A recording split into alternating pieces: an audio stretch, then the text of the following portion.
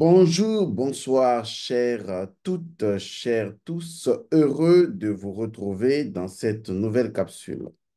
Aujourd'hui, je vais aborder ma proposition de solution à la crise bénino-nigérienne. Cette crise qui dure déjà depuis plusieurs mois, je pense qu'à un moment donné, il faut savoir raison garder et dire il faut arrêter cela.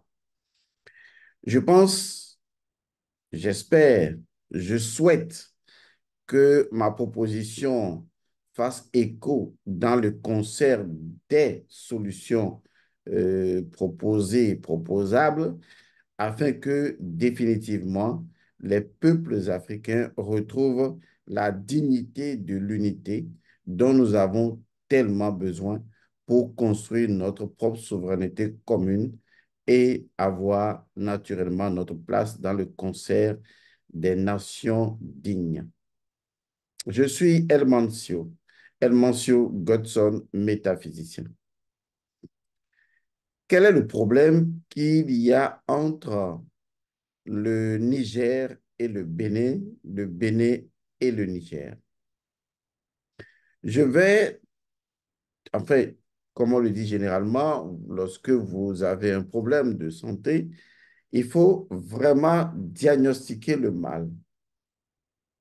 Parce que si nous n'avons pas le bon diagnostic, si nous ne savons pas de quoi cela retourne, il sera vraiment difficile de solutionner le problème.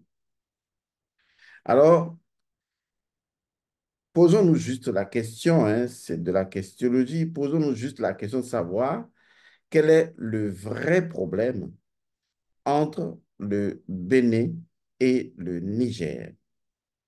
Est-ce un problème vieux d'il y a plusieurs siècles? Est-ce un problème qui est né à partir de l'affaire CEDEAO contre les pays de l'AES? Est-ce un problème entre Tiani et Talon? Est-ce un problème entre les populations des deux nations? Laissez-moi vous dire une chose, parce que si on n'identifie pas vraiment quel est le problème, on ne pourra pas le résoudre. Laissez-moi vous dire que les deux peuples, Bénin et Niger, n'ont absolument aucun problème. Nous sommes un seul et même peuple, avec la même dignité et avec la même souveraineté. Donc, les peuples n'ont absolument aucun problème, ni culturel, ni culturel, et par conséquent, ni politique, ni économique, ni social, sociétal. Il n'y a absolument aucun problème entre le Bénin, le peuple béninois et le peuple nigérien. Est-ce qu'il y a un problème entre Tiani et Patrice Talon? Je vais contredire certaines personnes en disant simplement non. Il n'y a aucun problème entre Tiani et Patrice Talon. Oui, on m'opposera des arguments comme quoi le président Patrice Talon a fait des déclarations de va-t-en-guerre à l'endroit du Niger. Oui, ça, ce n'est pas là le problème. Oui, il a soutenu les sanctions de la CEDEAO. D'autres diront, oui, on fait partie d'une communauté. D'accord, là, vraiment, là n'est pas le problème. Ce ne sont que, disons, les effets ou les périphéries de la situation. Donc, pour moi, Tiani et Talon n'ont absolument aucun problème. Est-ce que c'est le problème de la CEDEAO qui a engendré tout ça? Je dis non, je ne pense pas, parce que le Niger et d'ailleurs les pays de l'AES n'ont absolument aucun problème avec la CEDEAO. Il faut que ce soit clair. Et par conséquent, je ne pense pas que le Niger a vraiment un problème avec la CEDEAO.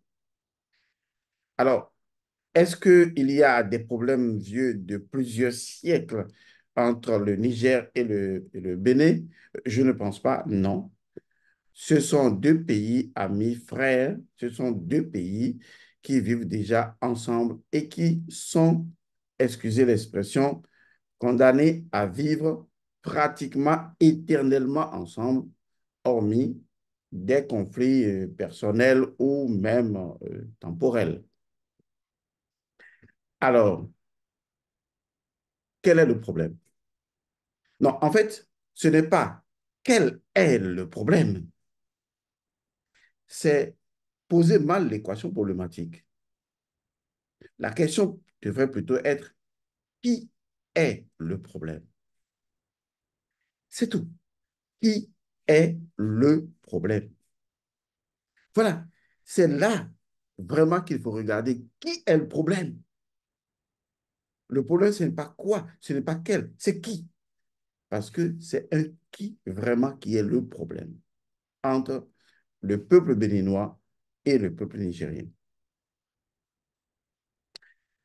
Je vais dire simplement que ce qui, c'est la France. Je vais dire simplement que ce qui, c'est la politique française. Je ne parle pas du peuple français, non. Le peuple français est à distinguer de la politique française, du gouvernement français. Quel est le problème? Eh bien, c'est la politique française. C'est l'armée française. C'est le gouvernement français. C'est l'exécutif français. C'est le problème. Le problème, ce sont les Français en grille de cette catégorie-là, l'armée française. Et donc, une fois que le problème est vraiment identifié, je pense qu'on peut facilement le résoudre. Il y a une parole dans la Bible des chrétiens qui dit ceci. Si une partie de ton corps pose pour toi un problème, alors il vaut mieux le couper ou la couper et la jeter, tout simplement. Je pense que nous devons être plus intelligents que les problèmes qui se posent à nous. Autrement, nous sommes perdus.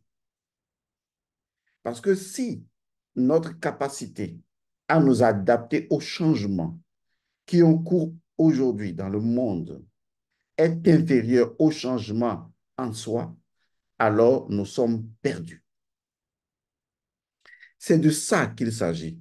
Si notre capacité à nous adapter aux changements en cours n'est pas soit égale ou supérieure au changement en cours, mais que notre capacité au changement, à l'adaptation est inférieure au changement dans le monde, alors nous ne pouvons évoluer. Ceci est la base de ma réflexion. Et donc, de quoi cela retourne? Lorsque on est égaré, lorsqu'on est perdu, on se rappelle toujours d'où on vient. On se rappelle toujours de ses racines. Même si je ne sais pas où je vais, ni où je peux aller, je dois tout au moins me rappeler de là où je viens. Et je pense que les deux pays frères, le Bénin et le Niger, viennent de très, très, très loin. C'est l'occasion de faire le panégyrique de notre histoire, de l'histoire de notre peuple bénino-nigérien. C'est aujourd'hui de faire ce panégyrique-là. Pourquoi? Parce que dans la tradition spirituelle ancestrale, lorsque les choses tendent à aller dans le mauvais sens, on doit rappeler l'histoire. On doit rappeler à la conscience pour que l'oubli ne nous induise pas en erreur. Et lorsque deux pays frères, deux nations sœurs sont en proie à un déchirement, à une crise, et que cette crise n'a rien à voir avec une crise identitaire, mais plutôt à une crise créée par une tierce personne, la France, alors la solution est naturellement plus facile à trouver. Imaginons deux maisons voisines. J'attrape le voleur chez moi, j'attrape l'assassin chez moi et il se réfugie chez toi. Je fais comment? C'est une simple équation. En France, lorsque vous allez dans le droit français, je parle de façon générale, lorsque vous avez un couple qui se sépare et qu'il y a des intentions d'agression ou d'agressivité, même tout au moins, entre les deux qui formaient entre-temps un couple et qui ne forment plus du tout un couple aujourd'hui et qui sont séparés, même ayant ou pas des enfants, qu'est-ce que la loi française dit? Il faut naturellement que les deux soient complètement éloignés. Donc, moi, j'attrape un voleur, j'attrape un assassin, et l'assassin va se réfugier chez toi. Je vais me poser des questions. Et je te dis que l'assassin qui est avec toi, alors que nous sommes voisins, ne devrait pas venir gêner nos relations millénaires, centenaires. Et tu me dis que tu n'es pas d'accord. Je suis d'accord que tu ne sois pas d'accord. Et ça également, c'est tout à fait logique. Ça fait partie de la souveraineté de chaque État. Et c'est là que nous devons retourner à l'histoire. Parce que le voleur que moi j'ai attrapé chez moi et que je lui ai dit, sors de ma maison et que le voleur va se réfugier chez toi, selon l'histoire, c'est un voleur que tu n'ignores pas, que tu connais parfaitement. Mais qui ne connaît pas les agissements de la France-Afrique aujourd'hui en Afrique de l'Ouest? Quel est le pays, à moins de souffrir de myopie intellectuelle et d'amnésie complète, quel est le pays dans l'Afrique de l'Ouest qui ne se souvienne pas aujourd'hui des méandres, des malversations, des conneries de la France-Afrique? Et donc, l'ennemi, l'assassin, le meurtrier que j'ai attrapé chez moi et que j'ai renvoyé de ma maison ne fait pas débat quant à sa nature, quant à son identité. Je l'ai attrapé et il fuit vers chez toi. Je ne t'oblige pas à le renvoyer, mais je te renvoie à l'histoire. Et c'est une seule question qui se doit d'être posée aujourd'hui. Que ferait le roi Bianzin dans cette affaire? Parce que c'est une question de choix. Est-ce que je choisis mon frère mitoyen, mon frère avec qui je suis condamné à vivre tout le temps, avec qui j'ai une identité spirituelle, culturelle, avec qui j'ai les mêmes ancêtres?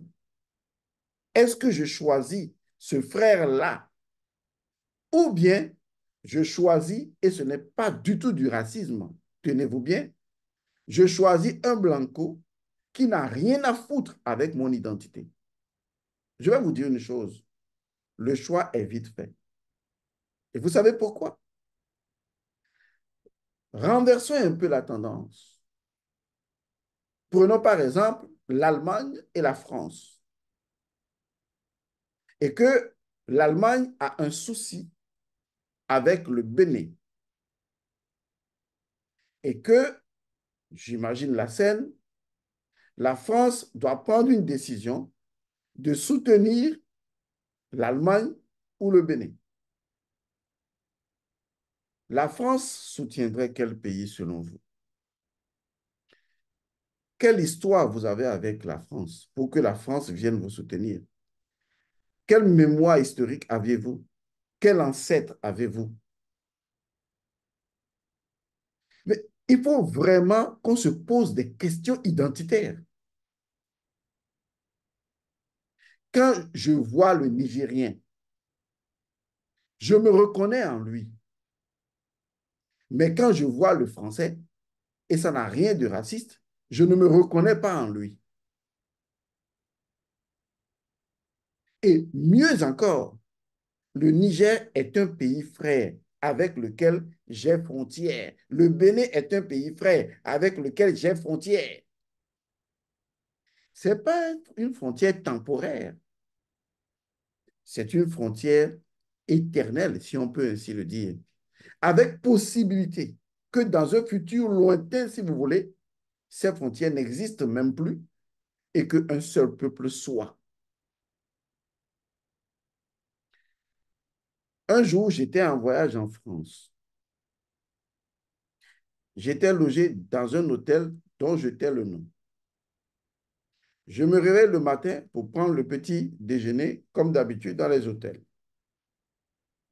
Je me suis rendu compte que dans l'hôtel, ce jour-là, j'étais le seul noir, nègre, bien noir, parmi, vous savez de quoi je veux parler.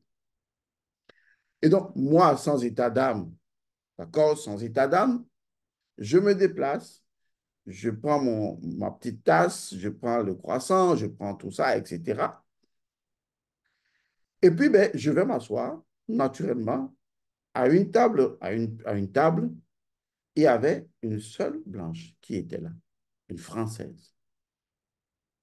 Elle était en train de prendre son café et de lire un petit livre. Et moi, j'ai salué et je me suis assis normalement. La salutation chez nous en Afrique, elle est sacrée. Je ne vais pas faire affront à cette dame en disant qu'elle ne m'a pas répondu. Je ne me rappelle pas. Je préfère être honnête. Mais ce que j'ai remarqué par contre, c'est qu'elle s'est levée et elle est partie s'asseoir ailleurs. J'ai souri au fond de moi et je lui ai donné raison. Elle a parfaitement raison. Et je n'ai pas de jugement sur la question.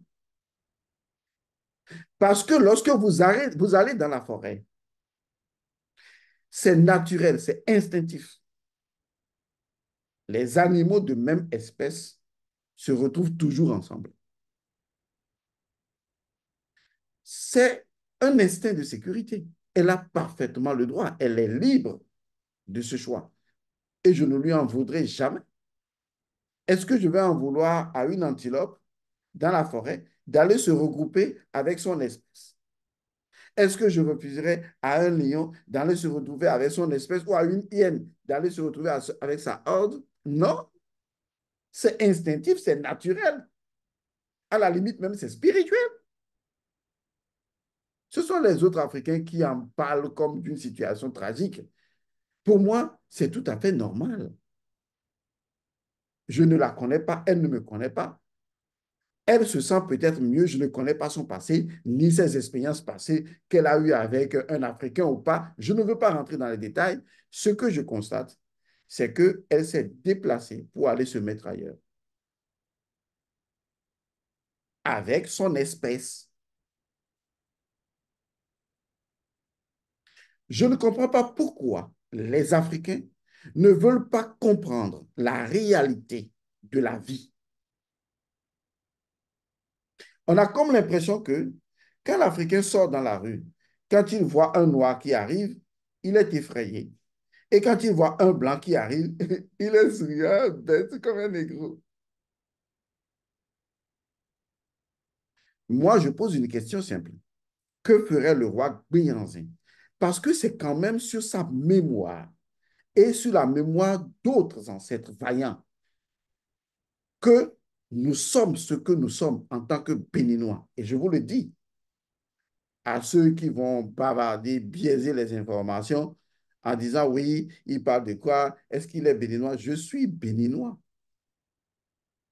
Je suis béninois. Si vous ne le savez pas, je vous le dis. Je suis togolais, mais je suis également béninois.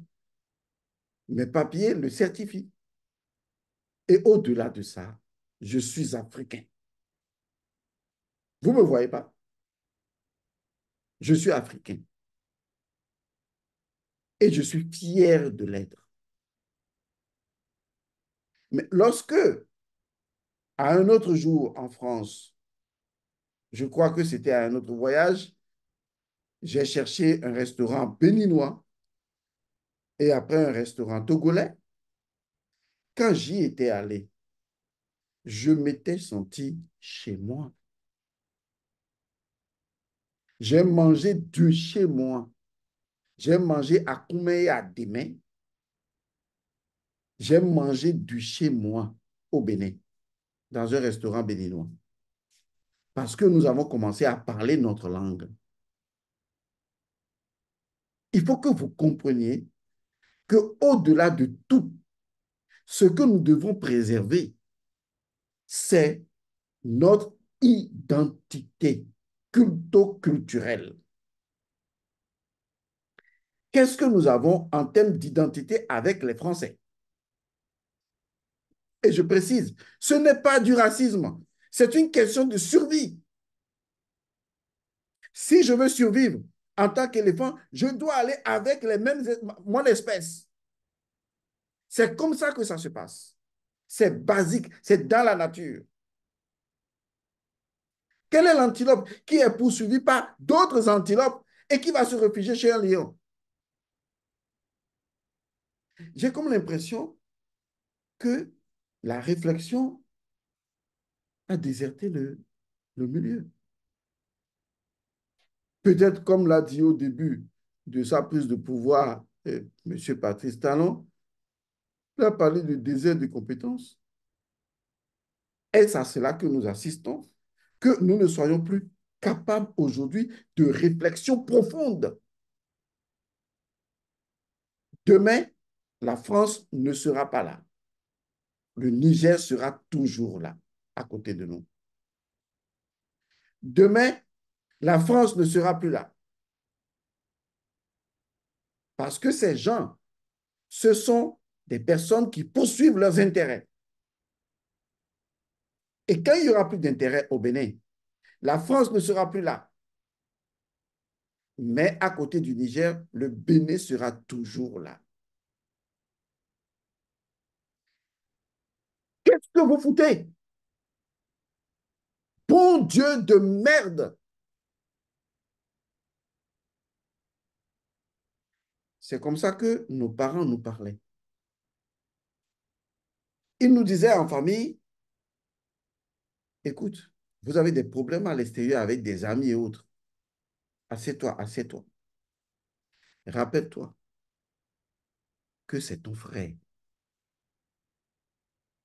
Vous avez le même sang qui coule dans vos veines. Alors, laissez-moi vous rappeler.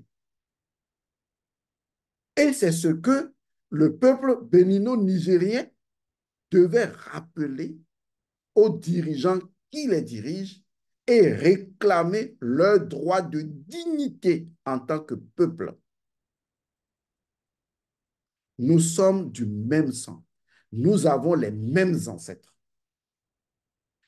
Le Niger et le Bénin, le peuple nigérien et le peuple béninois ont les mêmes ancêtres, ont les mêmes divinités, ont les mêmes traditions culturelles.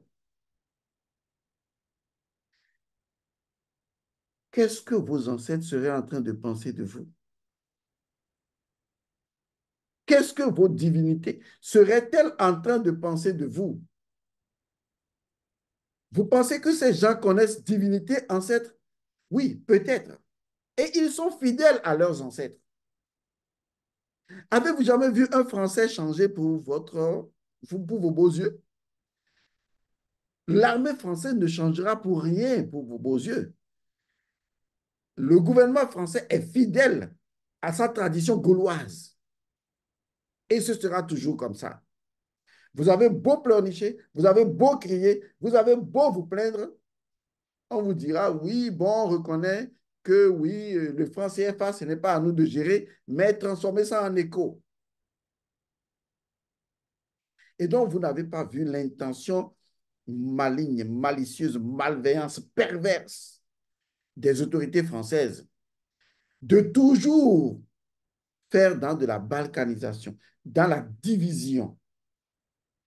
Vous avez oublié la traite des Noirs, vous avez oublié la colonisation. Vous ne devez en aucun cas, aucun pays ne doit défendre une armée française sur son territoire. Jamais. Ça ne doit jamais se faire. Ah oui, Monsieur Godson, et les Russes, les Nigériens ont les Russes. Oh Seigneur Dieu, c'est pas possible, quoi. À quel moment les Russes vous ont colonisé? Mais à quel moment les Russes vous ont-ils colonisé? À quel moment? À quel moment les Russes vous ont-ils mis en esclavage? À quel moment les Russes vous ont-ils imposé leur langue, ont pris votre argent et qu'ils détiennent dans leur banque, qu'ils dévaluent? À quel moment? Et chacun fait son micmac de discours, alors que le vrai problème, c'est la France. Si la France pose problème, si l'armée française pose problème, si l'exécutif français pose problème, si la France-Afrique pose problème, Monsieur Tiani, Monsieur Talon, dégagez la France et vous n'aurez plus de problème. Dites à l'armée française, messieurs, mesdames les autorités françaises, vous savez, dans la vie, on n'a qu'une seule famille. On n'en a pas deux. On peut avoir des familles de substitution, mais on sait qu'on se ment à soi-même. On n'a qu'une seule et unique famille. En remontant aussi loin que loin dans l'histoire du passé des peuples africains et à nos ancêtres premiers, le Niger et le Bénin sont des pays frères, sanguins. Le même sang coule dans les veines du peuple nigérien et du peuple béninois. Les mêmes divinités, les mêmes forces, les mêmes vaillances de nos ancêtres pour la souveraineté de nos États. L'intégrité et la dignité coulent dans nos veines. Nous vous aimons bien, mais nous choisissons notre frère. Car dans les situations de demain, dont personne ne connaît l'avenir, nous pourrions nous passer de vous, mais de nos frères, nous ne pourrions jamais nous passer. Alors, s'il vous plaît, armée française, dégagez de nos territoires. Restez chez vous.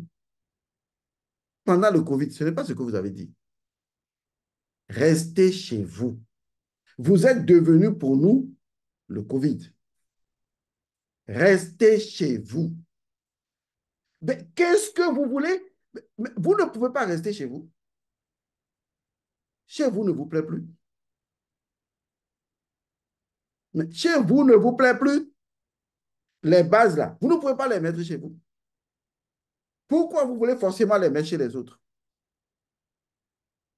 Je pense que si vous arrivez à ce consensus, Tiani et Talon, vous allez faire la fierté de vos ancêtres et la fierté du peuple bénino-nigérien. Vous avez entendu ce que j'ai dit. Vous n'avez pas entendu ce que j'ai dit. Vos esprits ont entendu ce que j'ai dit. Et au nom des mannes ancestrales, au nom des ancêtres, au nom de toutes les divinités, de nos deux peuples, j'invoque ici maintenant, en même temps, j'invoque la lucidité dans vos esprits. La décision vous revient. Je ne suis pas président. Vous êtes les présidents. Vous savez ce que c'est que être président?